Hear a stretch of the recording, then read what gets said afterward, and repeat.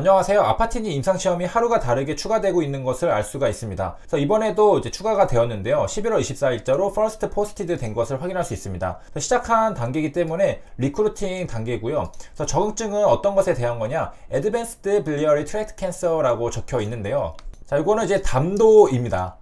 우리가 이제 간담이 서늘하다 할 때 그 담도입니다. 간이랑 담낭이랑 같이 있는데 우리가 이제 담간에 생기는 것도 있고 담낭에 생기는 것도 있는데요. 요 두 가지를 총칭해서 담도라고 합니다. 자, 우리가 여기에서 이제 도는 트랙트라고 하고 여기 길도자를 쓰죠. 그래서 복도, 통로 할 때 쓰는 그 도자입니다. 자, 영어 사전 트랙트 뜻도 보면요, A System of Connected Tubes라고 적혀 있습니다. 그래서 연결되어 있는 튜브라는 거죠. 자, 그래서 여기서 이제 간이 있고 담낭이 있는데요. 이 담도라는 것은 전체적으로 요 안에 나뭇가지 같은 형태를 보입니다. 그래서 담도를 직합적으로 빌리어리 트리라고도 한다고 합니다. 그래서 이제 간 안을 이제 들여다보면요, 이렇게 나뭇가지 모양으로 되어 있는 게 담도입니다. 그 다음에 입구가 12지장이랑 연결되는데 여기 볼록 튀어나와 있습니다. 그래서 이거를 12지장 팽대부라고 부른다고 하고요.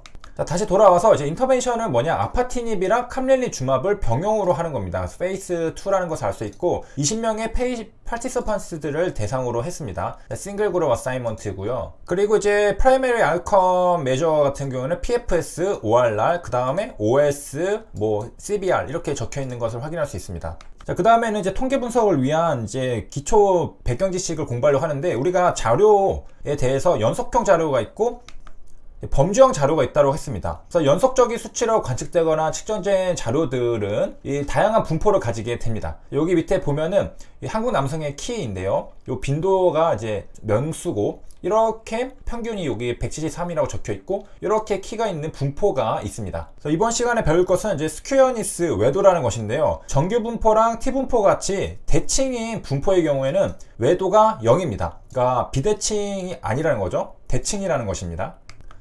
우리가 저번에 봤던 카이제곱 분포 같은 경우에는 오른쪽으로 긴 꼬리를 가졌습니다. 이럴 경우에는 skew to the right이라고 하고요. 그 다음에 왼쪽에 긴 꼬리를 가지게 되면 skew to the left에서 음수가 나오게 됩니다. 그래서 이제 요게 양수가 왜 나오고 요게 음수가 왜 나오는지에 대해서 이제 볼 건데요.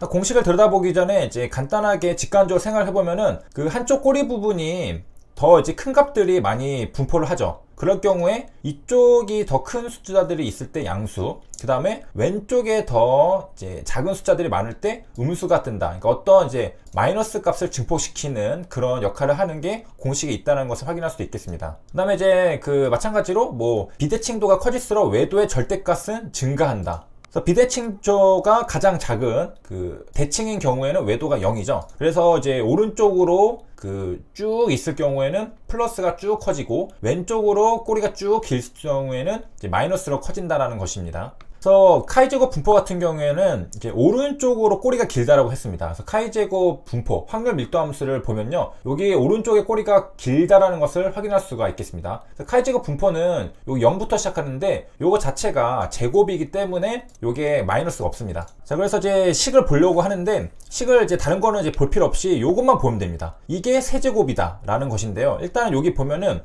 이제 여기 확률 변수랑 평균을 이제 뺍니다. 편차를 이제 하면요, 어떤 것은 플러스가 나오고 어떤 것은 마이너스가 나오잖아요. 근데 플러스는 상관없지만 마이너스는 제곱하면 플러스가 되지만은 세제곱하면은 마이너스가 됩니다. 그리고 더 증폭이 되겠죠.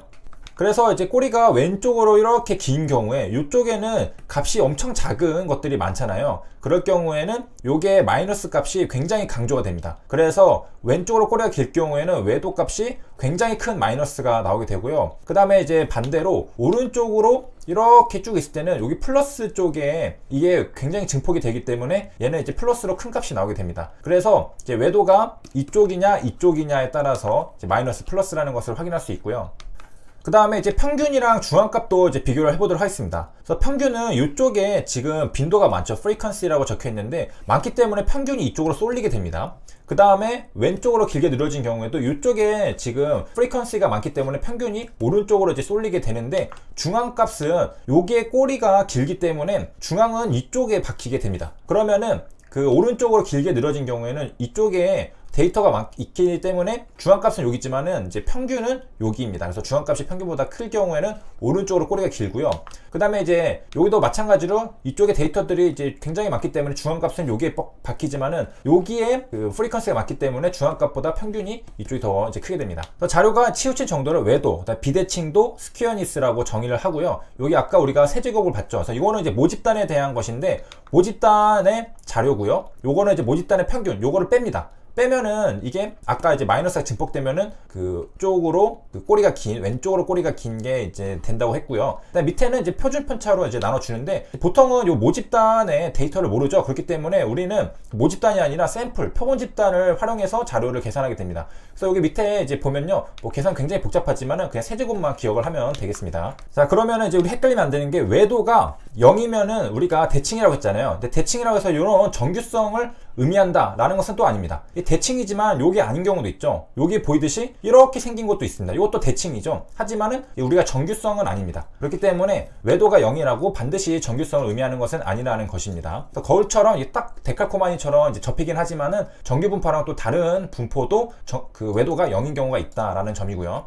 자, 그래서 우리가 이제 외도를 직접 파이썬으로 이제 계산을 해보도록 하겠습니다. 이제 스퀘어니스의 줄임말 스큐를 하면요, 데이터가 구해지는데 13579 하면은 이제 깔끔하게 생겼죠. 대칭적으로. 그렇기 때문에 외도가 0이 나옵니다. 하지만 여기다가 한쪽으로 제가 쏠리게 99999를 한번 해보도록 하겠습니다. 그럴 경우에는 이제 스퀘어니스가 이제 마이너스가 나오죠. 마이너스 0.9가 나오게 되는데, 요거는 이제 그래프로 그려본다면은 이제 어떤 식으로 되느냐, 이렇게 되죠. 이 왼쪽에 꼬리가 길고 이쪽에 프리퀀시가 높은 것을 알 수 있습니다. 왼쪽으로 기울었기 때문에 요것의 스퀘어니스는 마이너스가 나오게 되겠습니다. 자, 그럼 한번 반대로도 해볼까요? 이제 9999를 지우고 여기다가 1111111을 해보도록 하겠습니다. 그럴 경우에는 플러스가 나오죠. 1.0이 나옵니다. 요거 같은 경우에는 이게 여기가 많고 이쪽이 꼬리가 길다. 오른쪽에 길로 플러스, 그러니까 스퀘어니스 외도가 플러스가 나온다는 겁니다. 이쪽에 111이 많고 프리퀀시가. 그 다음에 대칭적일 때는 이렇게, 요게 만약에 555를 했어요.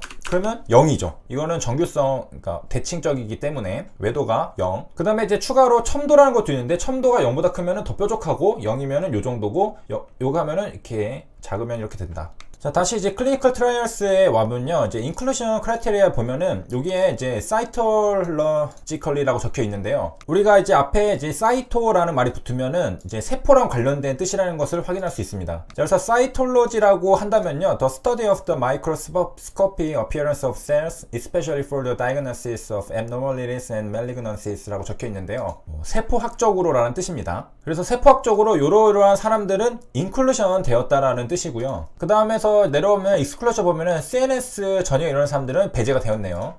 센트럴 너버스 시스템의 줄임말이죠. 자, 그리고 이제 이런 크라이테리아만 봐도 굉장히 까다롭고 엄밀하게 임상시험을 하는 것을 확인할 수 있는데, 여기 보면은 인클루션도 14개로 쭈루루 이제 다 이제 정리를 했고, 엑스클루션 같은 경우에도 17개로 다 정리했습니다. 요 사람들은 다 포함이고 요런 사람들은 다 배제됐으니까 굉장히 까다로운 그런 기준으로 이제 사람들을 모집해서 이제 하는 것을 확인할 수 있습니다. 자, 이렇게 하는 것은 이제 결과가 잘 나오는 것을 목적으로 하는 거죠. 자, 여기까지 살펴봤고요. 시청해 주셔서 감사합니다.